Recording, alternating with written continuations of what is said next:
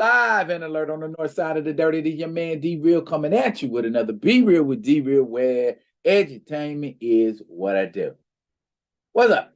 It's the weekend, and I'll be doing some weekend speaking on some topics that seem to be occupying our collective conscience nationally as well as internationally, particularly one about trick me and I'll trick you back, but why is that even necessary? What am I talking about?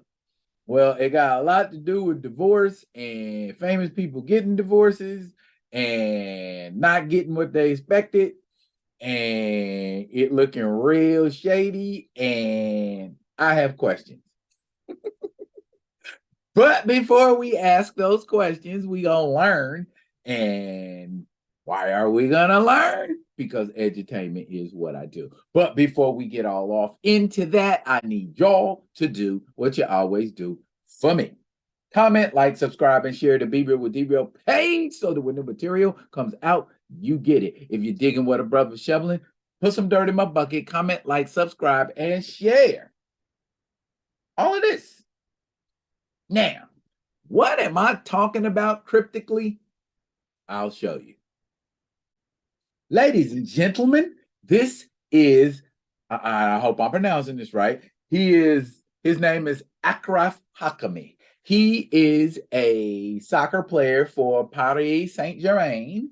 I heard they did really, really well in the semifinals of the 2022 FIFA World Cup. And my man is worth about 24 million with an asterisk. What do I mean by that? Hang on and I will let you know. This lovely lady right here goes by the name of Hiba Abouk. She is a Spanish actress and she's worth about 2 million or so, give or take. And she, up until a little while ago, was married to Achraf Hakimi. She filed for divorce. Now, why are these two having all of this trouble in paradise? Well, back in February of this year, Mr. Hakimi was accused of raping a 24-year-old woman in his home while his wife and children were in Dubai, I believe it was. So she filed for divorce. Now read this here. Achraf Hakimi has reportedly managed to find a loophole to save his assets in the divorce from his wife, Hiba Abouk. The PSG star has nothing big under his name, and most of his fortunes are saved under his mother's name. His mama's name, this is Mrs. Fatima Hakimi, I will assume. By the way, he is of Moroccan descent, and he is, if I'm not mistaken, the highest paid African player. Now, none of his assets are in his name. No cars, no property, no bank accounts, none of that. He makes about $1 million a month, I'm told, and 80% of that goes to his mother. It's in his mom. It's as Earthquake used to say, I'm gonna get that in my mama name. And that's exactly what he did. He put all of his assets in his mother's name. So now his wife can divorce him, but the only thing she can get out of their relationship is what, the 200,000 or so allowance he gives himself. And I'm pretty sure it is not difficult to spend $200,000 a month.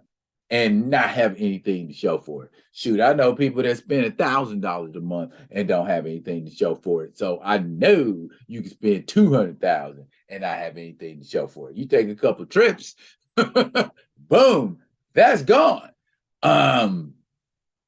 Now, a lot of people from Francis Ngannou to a lot of African singers and folks of this nature are lauding Achraf Hakimi for his slickness and business acumen, for outsmarting his wife, per se.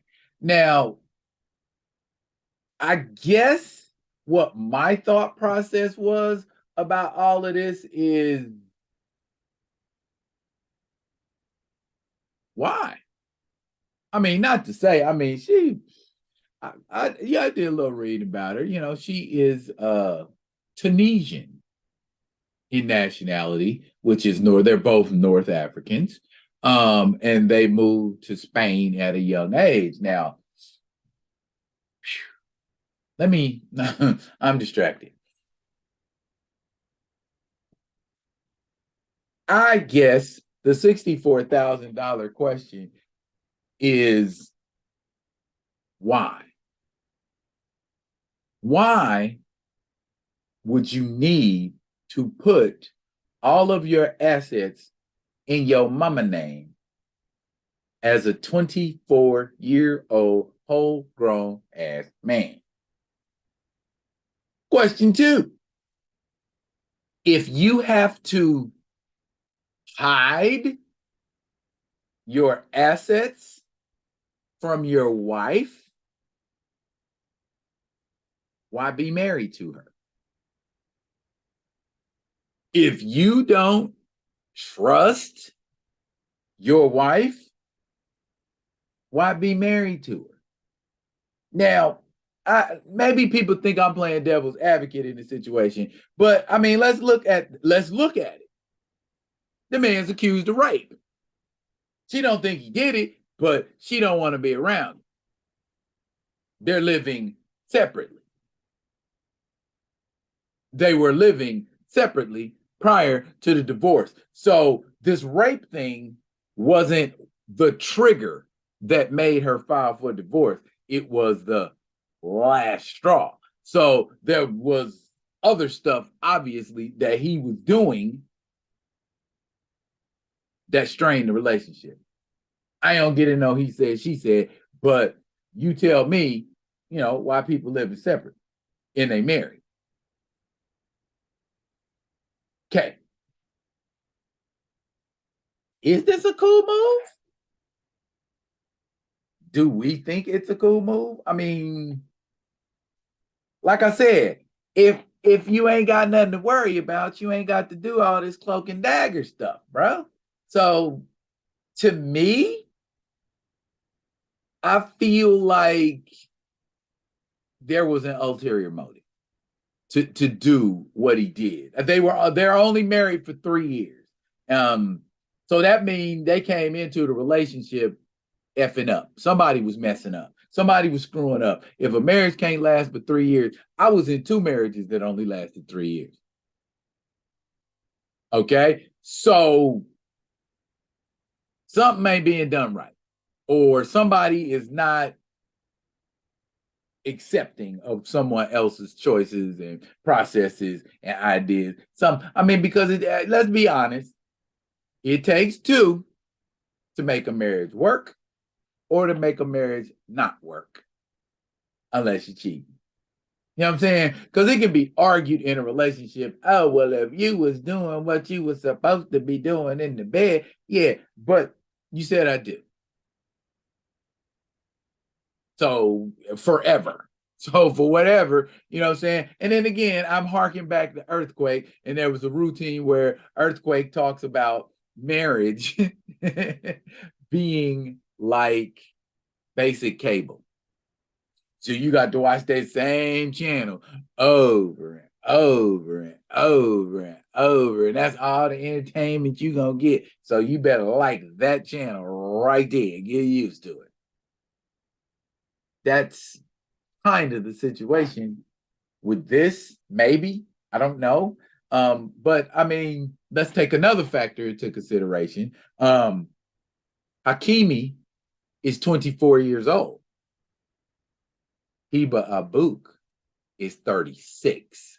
So I'm thinking 36-year-old woman, you at that age where you trying to calm down, move on into the next stage of life, joy and happiness, that kind of thing. 24? And all you got to do is call your mama and say, put 2 million in my account. I'm getting ready to go to wherever and do whatever. But I mean, that's Africa for you.